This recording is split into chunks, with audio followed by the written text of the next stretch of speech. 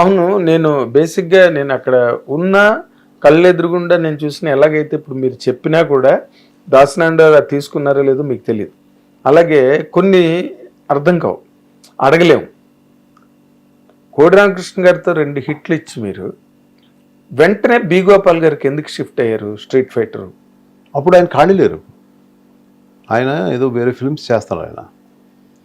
నాకు సినిమా అనేది ఆ సంవత్సరం అనేది నెసెసిటీ. ఆయన మా డైరెక్టర్ గారు 6-7 సినిమాలు చేసేవారు. Maybe I have to wait for year or year and half.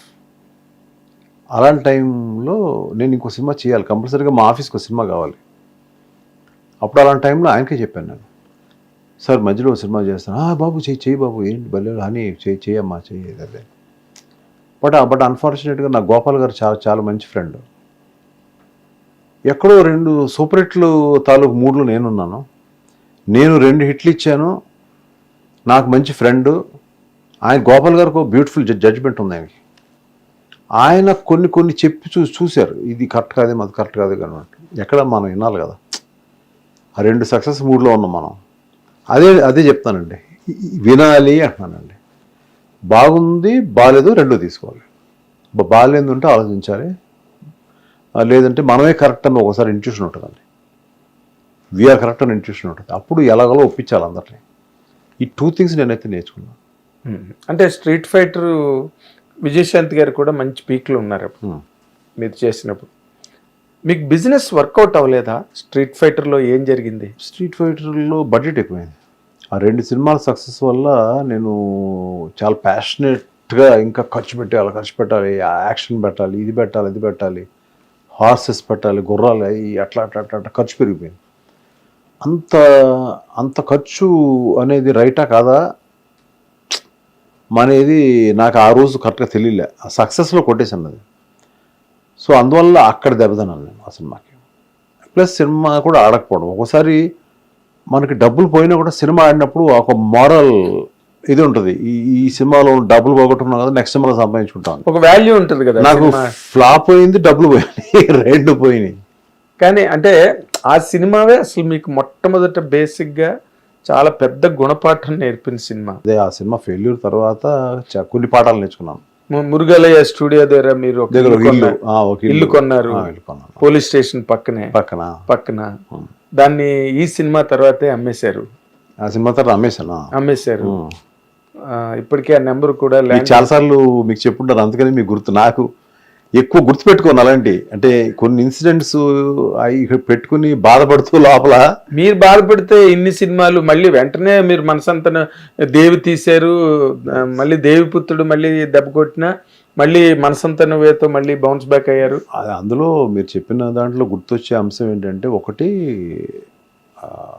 నేను సాధారణంగా ఎక్కువ డ్రింక్ తీసుకోను. ఆ ఫెయిల్యూర్లో నేను ఐ సోల్డ్ 1 హౌస్. నేను బాగా ఇష్టపడి నా వైఫ్ కోసం ఇల్లు చేసుకుని, that was the first house of me. నేను అంతకుముందు మీరు న్యూగిరి రోడ్లో నేను ఒక ఇండివిజువల్ బిజినెస్ మ్యాన్ అయిన తర్వాత తీసుకున్న ఫస్ట్ హౌస్ అది. సో ఆ ఇల్లు అమ్మేసిన తర్వాత ఎక్కడో ఏదో పార్టీకి వెళ్ళాను. పార్టీలో ఒక 2 పెద్ద అగ్ర నిర్మాతలు 2 ఉన్నారు అక్కడ, పేర్లు చెప్పకూడదు కానీ. వాళ్ళిద్దరూ కూడా సైమల్టేనియస్గా నాతో పాటు వెళ్తున్నారు, ఆ సక్సెస్ దాంట్లో వెళ్తున్నారు. ఇద్దరు గబుకున మందులో ఏదో గబుకున it's not easy to make film, లేకపోతే ఇంకోటి ఏదో అనేసారు మాటలు. ఎన్ని చెప్పడం ఎందుకు కానీ మీరు హర్ట్ అయ్యారు. అక్కడేదో హర్ట్ అయిపోయి అక్కడ పక్కన ఉన్న బాటిల్ని అలా ఎత్తి తాకుండా వెళ్ళి బాటిలే తీసుకుని కారు ఎక్కి, ఆ టైంలో పోలీసులు పట్టుకోవడం వెళ్ళేవు కదా విపరీతమైన స్పీడ్గా. అక్కడికి ఆ క్లబ్ ఏదో ఉందండి, క్లబ్ నుంచి 18 కిలోమీటర్లు ఎంత ఉంది మా ఇల్లు, వెళ్ళిపోయింది స్పీడ్గా. అప్పుడు రాత్రి 1 గంట కాబట్టి పెద్ద అటు ఇటు వెళ్ళి, నేను ఆల్రెడీ అంటే ఇన్సిడెంట్ అందరూ తెలుసు, చాలా పేపర్స్లో కూడా ఇచ్చాను స్టేట్మెంట్. ఇది వెళ్ళి కార్ అయిపోయాను, గేట్ తన్నుతున్నాను, వాచ్మెన్ ఎవడను ఎక్కడ లేతి అని ఫుల్ తాగేది. నేను ఎప్పుడు అంత మరి అంత అవుట్ ఆఫ్ కంట్రోల్ ఎప్పుడు నా లైఫ్లో ఎప్పుడూ లేదు. అది అన్న మాటలో ఏంటి నా పరిస్థితి ఏంటి అనే దాంట్లో గేట్ కొడుతున్నాను తీయట్లే ఎవరు.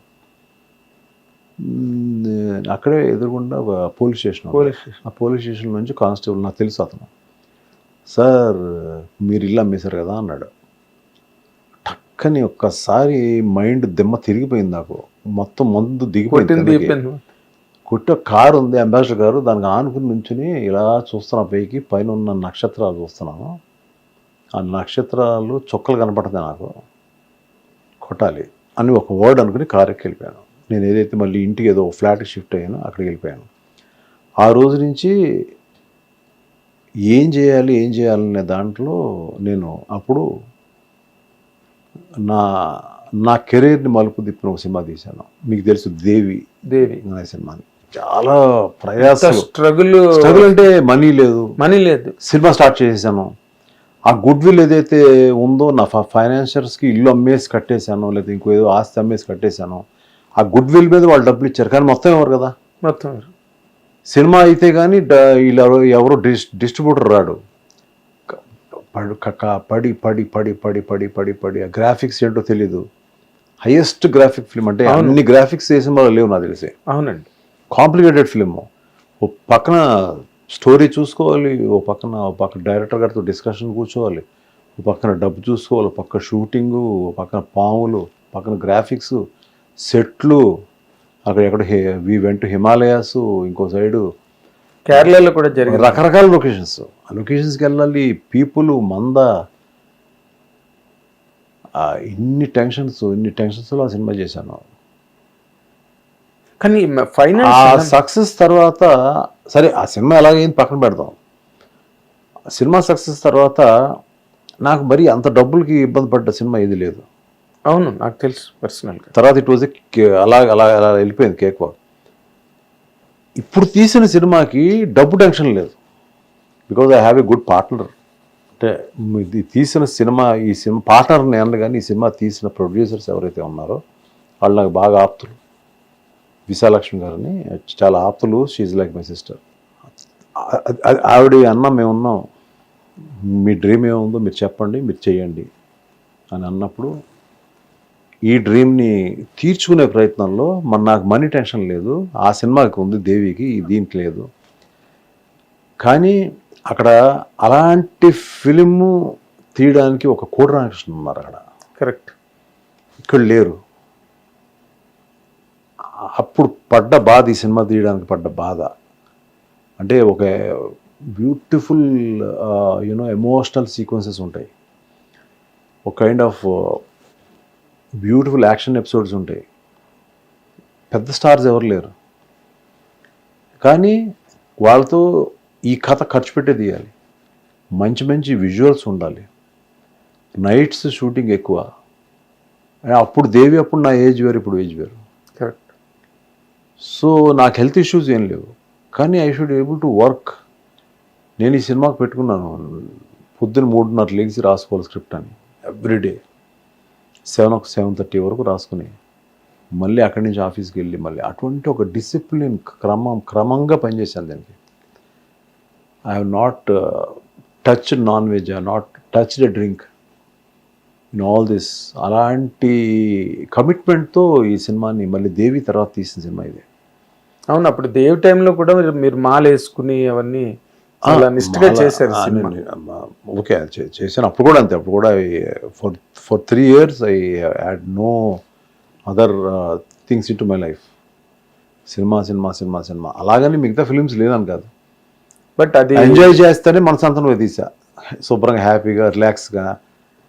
ఈవినింగ్ అయితే కూర్చుని మెల్లగా రైటర్లతో వచ్చిన ఎక్కువ తాగాను, ఊరికి ఒక 1 పెగ్ అలా అలా అలా సరదాగా కూర్చుని, ఏదో ఒక ఎమోషనల్ సీక్వెన్స్ వచ్చేది, అది చెప్పేవాడిని, అది వినేవారు, దెబ్బలాట్లు, ఇది సరదాగానే ఉండేది. ఇది సరదా కాదు. దేవి అనే ఫిల్మ్, ఈ ఫిల్ము, ఇది సరదాలు కాదు. మీకు life and death, hard core. It's not life and death, is regular, win or die. అదే లైఫ్ ఈజ్ విన్. అక్కడ లైఫ్ అండ్ డెత్ అన్నది విన్ ఆర్ డైయే. ఈ సినిమా షూటింగ్ జరుగుతున్నప్పుడు దాదాపు ఒక 14-15 ఎపిసోడ్స్ ఉంటాయి. 14-15 ఎపిసోడ్స్. ఈ 14-15 ఎపిసోడ్స్ నేను ఎలా తీయగలను, నేను తీయగలను అసలు అనే స్టేజ్ వచ్చేది. ఒక్కొక్క ఎపిసోడ్ అయ్యేటప్పటికి తాట తీసేసేది నాకు. అది రాసుకుని ఓకే ఓకే ఓకే ఓకే అని అందరినీ మళ్ళీ అడుగుతా, వాళ్ళు చెప్పే ఇన్పుట్స్ తీసుకుని ఎక్కడ మళ్ళీ ఒకసారి అన్నీ వినేస్తే కూడా ఇబ్బంది. సో నాకంటూ ఒక ఇంట్యూషన్ పెట్టుకుని చాలా కష్టం కదండి. కోడి రామకృష్ణ గారిని మైండ్లో పెట్టుకుని ఆయనైతే ఈ సీన్లో తీసేవారేమో, ఇలా తీసేవారేమో. ఆయన నా ఫిల్మ్స్ని ఒక మోడర్న్ స్టైల్లో తీసేవారు. అంటే నా మైండ్ బట్టి, ఆయన ఒక ప్రొడ్యూసర్ని బట్టి వెళ్ళేవారు ఆయన. అవును. నాకు ఒక హాలీవుడ్ ఇన్ఫ్లుయెన్స్ ఉందని ఆయన తెలుసు.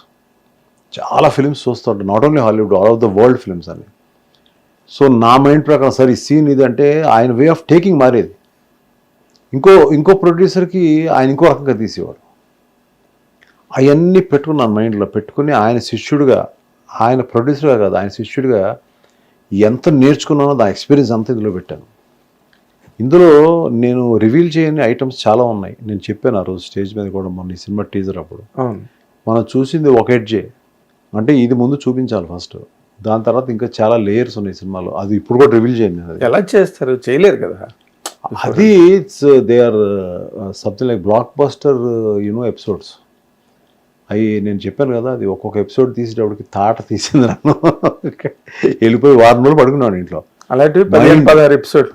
మైండ్ పనిచేయక కాళ్ళు లాగేసి నుంచుని ఒక్కోసారి పొగ అన్ని ఫిల్మ్స్లో ఉంటుంది. బట్ ఎక్కడన్నా ఏదన్నా ఇలా పెట్టి అంటుకుంటే గ్యాస్ ఒక సెట్ ఇలా ఉండేది, ఎక్కడ అంటుకుంటే మొత్తం అంటుకుపోతాం. అటువంటి డేంజరస్ సిచ్యువేషన్ తీసాను. ఇది రెయిన్ ఎప్పుడు వస్తుందా, ఎక్కడో అవుట్డోర్స్, ఛత్తీస్గఢ్ లేదంటే ఒరిస్సా, ఇక్కడ shootings Ramoji film city almost 60% తీసాం.